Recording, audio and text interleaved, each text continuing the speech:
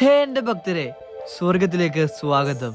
ഇന്നത്തെ വീഡിയോ നമുക്കൊരു happy news പറഞ്ഞുകൊണ്ട് സ്റ്റാർട്ട് ചെയ്യാം. നമ്മുടെ പ്രിയങ്കരനായ തുങ് തുങ് സഹൂറിന് ആൺകുട്ടി ജനിച്ചു ഗൈസ്.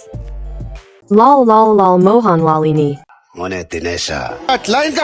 പണ്ടൊക്കെ നമ്മൾ യൂട്യൂബ് തുറക്കുന്നത് പ്രാങ്കിങ് വീഡിയോസ് കാണാൻ വേണ്ടിയിട്ടായിരുന്നു. കൈവിട്ട ഒരു പ്രാങ്ക് അവസാനം തല്ലിൽ കലാശിച്ചു.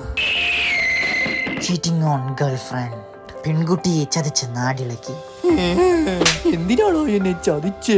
ഷോരിമുത്ത്. വേറെ ചിലരാണെങ്കിൽ അമൃതം കൊണ്ടുള്ള പ്രാങ്കുമായി. Loose motion prank. കുറച്ച് അമൃതം എടുക്കട്ടെ, വീട്ടിൽ കൊണ്ട് കുറ.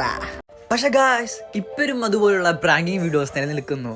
പക്ഷേ പ്രാങ്കിങ്ങിന് ഇരയാകുന്നതോ നമ്മൾ. പൊതുവെ പ്രാങ്കിങ്ങിന് ഇരയാകുന്നവരെ നമ്മൾ മണ്ടന്മാർ, മണ്ടികൾ എന്ന് വിളിക്കും. ഗുണ്ടന്മാരും ഗുണ്ടികളൊക്കെ. അതെ, ഗുണ്ടന് ഗുണ്ടിയുള്ള പോലെ മണ്ടന്മാർക്കും മണ്ടികൾ. അപ്പോൾ കൂട്ടി പറഞ്ഞാൽ ഇവരുടെ വീഡിയോ കൊണ്ട് വിശ്വസിക്കുന്ന നമ്മൾ ആരാണ് അപ്പോൾ മണ്ടനും മണ്ടികളും? ഗുണ്ടന്മാരും ഗുണ്ടികളും. സബ്സ്ക്രൈബ് ബട്ടൺ ക്ലിക്ക് ചെയ്യാൻ മറക്കല്ലേ. അപ്പൊ ഇതുപോലെ എന്റർടൈനിങ് ആയിട്ടുള്ള വീഡിയോസ് ഇനിയും കാണാൻ പറ്റും. വ്ളോഗിങ് ചെയ്യുന്ന ആൾക്കാരൊക്കെ ആദ്യം A day in my life എന്ന് പറഞ്ഞായിരുന്നു വ്ളോഗിങ് ചെയ്തുകൊണ്ടിരുന്നത്. ആ ഒരൊറ്റ വീഡിയോയിൽ രാവിലെ എണീറ്റ് ഭക്ഷണം കഴിച്ച് അമൃതം തള്ളിക്കളയുന്നത് കാണിച്ച് ഷോപ്പിങ്ങിന് പോയി തിരിച്ചു വന്ന് ഭക്ഷണം കഴിച്ച് അമൃതം തള്ളിക്കളഞ്ഞ് കിടന്നുറങ്ങുന്നു.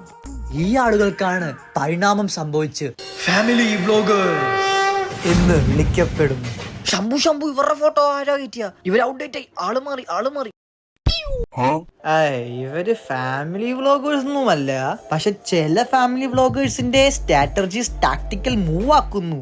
ഗായ്സ്, നമ്മുടെ കേരളത്തിൽ മാത്രമല്ല ഫാമിലി വ്ളോഗേഴ്സിനെ കൊണ്ട് ഇത്രയും ശല്യം വേറെ പല സ്ഥലത്തും റിപ്പോർട്ട് ചെയ്യപ്പെട്ടിട്ടുണ്ട് ഗായ്സ്. പക്ഷെ ഇന്നത്തെ നമ്മുടെ ടോപ്പിക് അതിനെ കുറിച്ചല്ല. നമ്മുടെ പച്ച വീട് ക്ലീനിങ്ങിലെ പഴയ സുഹൃത്തിനെ കുറിച്ചാണ്.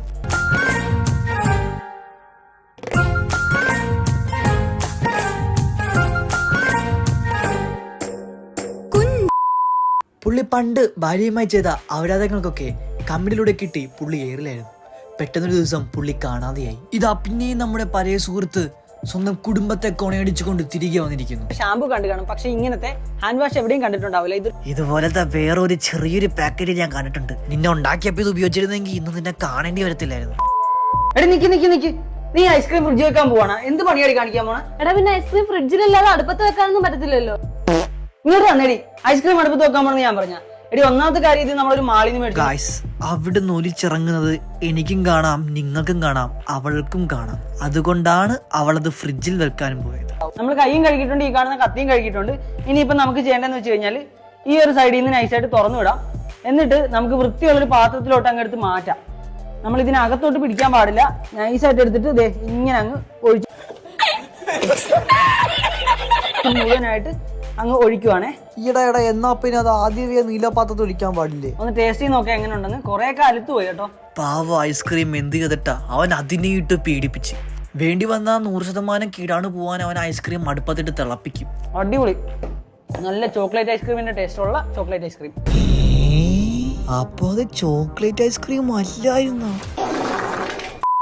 അതുപോലെ ടോയ്ലറ്റിലെ സ്റ്റെയിൻസ് ഒക്കെ റിമൂവ്. ഒന്നിറങ്ങി പോടാ, അവനൊരു ടോയ്ലറ്റും.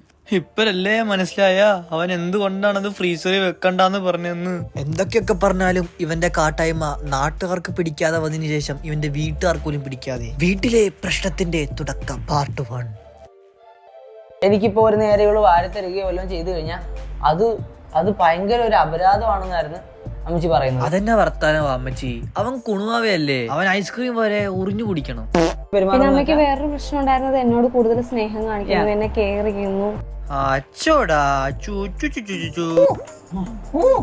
പാവത്തിന് കോപ്രായൊക്കെ കണ്ടിട്ട് നല്ല ചിരി വരുന്നുണ്ട്. റിയാക്ഷൻ ഇല്ലാണ്ട് എങ്ങനെ ഇരിക്കാൻ പറ്റുന്നു ആവോ? അങ്ങനെ ഗായ്സ്, അവസാനം പോരാട്ടങ്ങൾക്കൊടുവിൽ നമ്മുടെ രാജാവ് പച്ചവീട് പ്രശ്നേഷ് പോലീസുകാരുടെ മുന്നിൽ കീഴടങ്ങാൻ തയ്യാറായിരിക്കുന്നു. പോകാൻ വേണ്ടി വരുമ്പോ നമുക്ക് പോവാം, നെഞ്ചു വിരിച്ച് തന്നെ പോകാം. നെഞ്ചു വിരിക്കുമ്പോ നോക്കിയാ ബട്ടൺസ് തെറിച്ച് പോകരുത്. അങ്ങനെയുള്ളതാണ് ജയിലെന്നൊക്കെ പറഞ്ഞുകൊണ്ട് അങ്ങ് പോവാം. ഇവനൊക്കെ ജയിലിൽ കയറി കഴിഞ്ഞാൽ പിറ്റേ ദിവസം പോലീസുകാർ ചവിട്ടി പുറത്താക്കും. അവിടെ പോയി കഴിഞ്ഞാൽ കിട്ടുന്ന കന്നിൽ സാനിറ്റൈസർ അടിച്ചിടും. പാത്രത്തിന് വൃത്തിയില്ലെന്ന് പറയുവാണെങ്കിൽ കയ്യിൽ കന്നി കോരി കുടിക്കും. ജയിലിനകത്ത് വൃത്തിയില്ലെന്ന് പറഞ്ഞ് അവിടെ പോയി പ്രശ്നം ഉണ്ടാക്കുമ്പോൾ അവിടുത്തെ ആൾക്കാർ തന്നെ അവനെ തലക്കിട്ടടിച്ച് പോയ കളിഫുള്ള് പിടിച്ചവനെ തലക്കകത്തിട്ട് കൊടുത്തോളൂ. പിന്നെ നമുക്ക് ഇവന്റെ കോണേടി കേൾക്കേണ്ടി വരില്ല. അപ്പൊ ഗായ്സ്, ഇന്നത്തെ വീഡിയോ ഇത്രേ ഉള്ളൂ. ഇവന് ജയിലിൽ പോകുവോ, അവിടെ പോയിട്ട് എന്തൊക്കെ പ്രശ്നങ്ങൾ ഉണ്ടാക്കുമോ നമുക്കിനി കണ്ടറിയാം. എന്റെ ചാനൽ സബ്സ്ക്രൈബ് ചെയ്യാൻ മറക്കല്ലേ. ഇതുപോലുള്ള വെറൈറ്റി വീഡിയോസ് ഇനിയും കാണാം. അപ്പോൾ tata bye bye, see you, good night.